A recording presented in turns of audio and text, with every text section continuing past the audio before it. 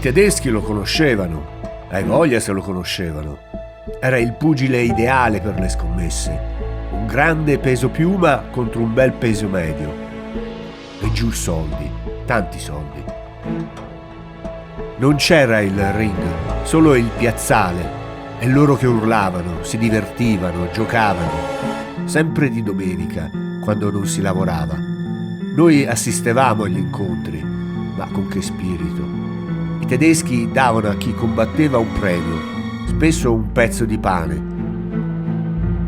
Efrati si faceva onore, ma poi un giorno tutto finì. C'era anche suo fratello al campo, e lui, tornando un giorno nel block, seppe che era stato picchiato a sangue da uno dei capò. Chi è stato? Chi te le date? Si rifece, e loro, dopo aver preso tutte ste botte, avvertirono un soldato tedesco. Qualche ora dopo lo tramortirono, lo ridussero a un moribondo.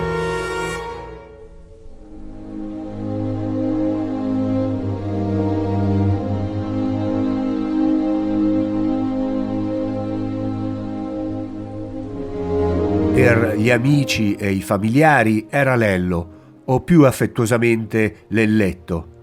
Leone Efrati era invece il nome completo e ufficiale che appariva sulle locandine che ne annunciavano i combattimenti. Fu uno dei migliori pugili della sua generazione, un ebreo romano che, partendo dalle palestre di box della capitale, calcò i più prestigiosi ring d'Italia e degli Stati Uniti. Leone Efrati nasce a Roma nel 1915. Nelle palestre popolari dell'Urbe e del ghetto nei primi anni 30 si sta formando una generazione di pugili di ottimo livello. Efrati, il primo, ma anche Pacifico di Consiglio, detto Moretto, Lazzaro Anticoli, detto Bucefalo, che è nipote di Efrati e Settimio Terracina, tutti ebrei. La carriera pugilistica di Efrati inizia con i primi allenamenti nelle palestre romane. Il debutto agonistico arriva nel 1935. A livello nazionale si impone subito come uno dei più promettenti pesipiuma. Poi i primi passi di una carriera internazionale che lo porta prima in Francia e in seguito negli Stati Uniti. Il grande sogno di ogni pugile. Un sogno che avrebbe potuto essere coronato nella sera del 29 dicembre 1938, quando sul ring del Coliseum di Chicago, di fronte a migliaia di spettatori, incrocia i guantoni con lo statunitense Leo Rodak in una sfida per il titolo mondiale. L'impresa di Efrati svanisce però per un soffio, con il verdetto non unanime dei giudici che assegna la vittoria ai punti al suo avversario.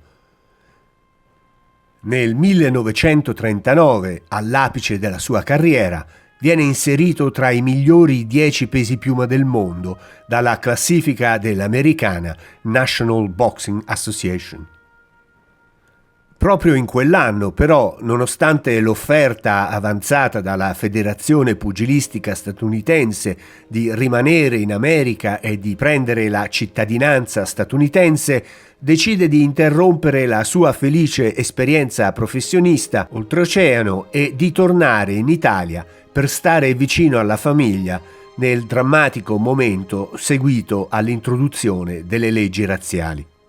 Leone Efrati torna quindi a Roma alla fine del 1939. Quella degli ebrei della città è diventata una vita resa ogni giorno più difficile dalle discriminazioni legislative. Chi vive di sport non può più gareggiare. Efrati inizia quindi a vendere lacci per le strade e a fare lo stracciarolo ambulante.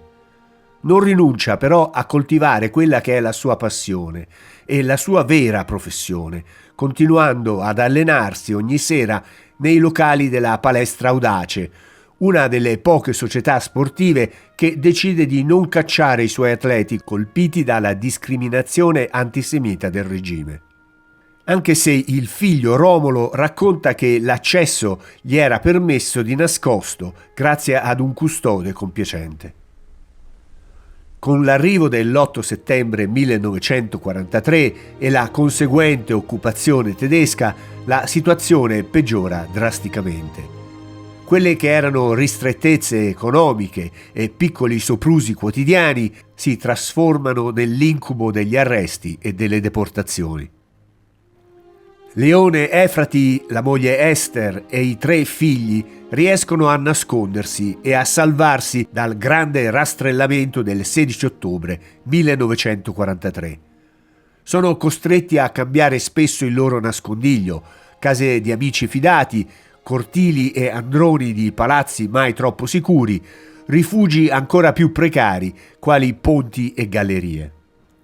La mattina del 7 maggio 1944, Efrati sveglia il figlio Romolo e gli dice di venire con lui a fare una commissione e gli promette che poi gli avrebbe comprato il gelato. Nonostante la promessa, il bambino lo segue di malavoglia. Quella mattina avevo un brutto presentimento, racconterà. I 2 si recano a San Giovanni, dove sostano i camion di soldati tedeschi in attesa di partire per il fronte di Anzio. Efrati riesce a fare un buon baratto. Per 4 uova riceve una pagnotta di pane, nero come il carbone, racconta Romolo. Prima di tornare a casa, come promesso, Leone va a comprare il gelato per il bambino, ma appena esce 2 delatori lo riconoscono. Efrati, non muoverti, non fare cose di cui potresti pentirti. Uno dei 2 scansa la giacca e gli mostra la rivoltella.